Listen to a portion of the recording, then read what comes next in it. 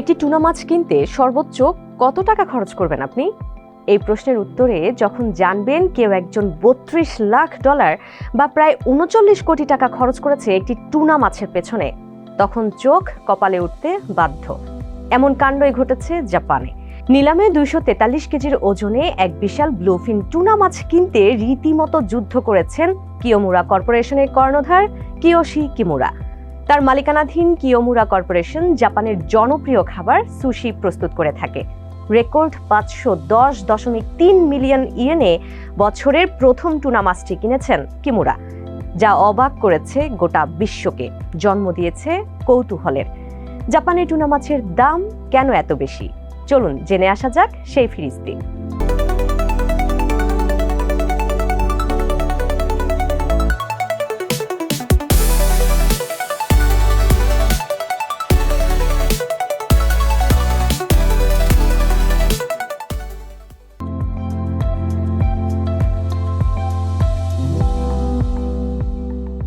নতুন বছর শুরুর পর টোকিওর তোশু মাছ বাজারে প্রতি বছরই নিলাম অনুষ্ঠিত হয়। বিভিন্ন প্রান্ত থেকে আনা হয় বিশাল বিশাল সব টুনা মাছ।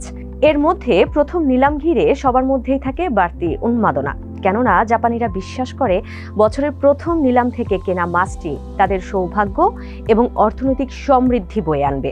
সেই বিশ্বাস থেকেই নিলামে টুনা মাছ কেনা নিয়ে রীতিমতো যুদ্ধ করে ধনী ও ব্যবসায়ীরা, যেমনটি এ বছরে টুনা মাছ কেনার ক্ষেত্রে করেছেন টুনা কিং খ্যাত কিমুরা।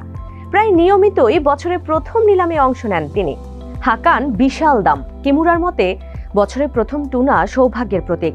দাম দেখে আমি নিজেও অবাক হয়েছিলাম, ভেবেছিলাম একটু কম দামে পাবো, কিন্তু বুঝে ওঠার আগেই দাম অনেক বেড়ে গেল।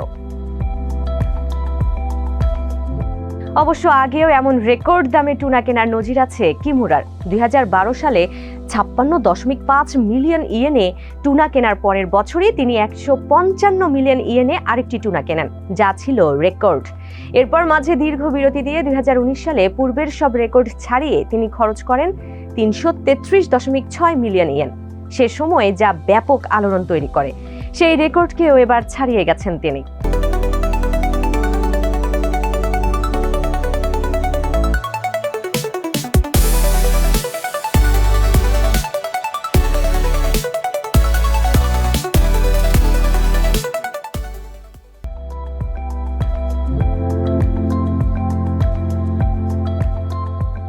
গত বছর প্রথম নিলামে কেনা টুনা মাছটির দাম ছিল 207 মিলিয়ন ইয়েন।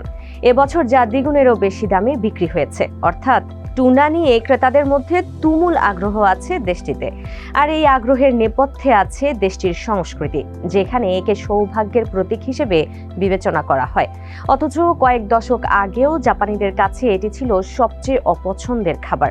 আত্মসম্মান আছে এমন কোনো জাপানি এ মাছটি ছুঁয়েও দেখত না, কেবল দিনমজুররাই এটি খেত। জাপানে এই টুনা এতটাই ঘৃণিত ছিল যে একে গেজাকোনা বা নিম্নমানের মাছ হিসেবে গণ্য করা হতো।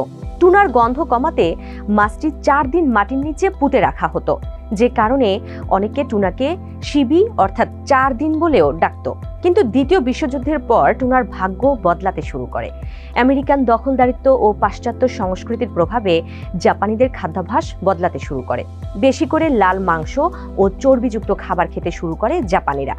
এই পরিবর্তনই পরবর্তী দশকগুলোতে জাপান ও পশ্চিমা বিশ্বে টুনা জনপ্রিয় হওয়ার পথ তৈরি করে। তাছাড়া টুনাকে জনপ্রিয় করার পেছনে মার্কিনীদের কর্পোরেট স্বার্থও জড়িত ছিল।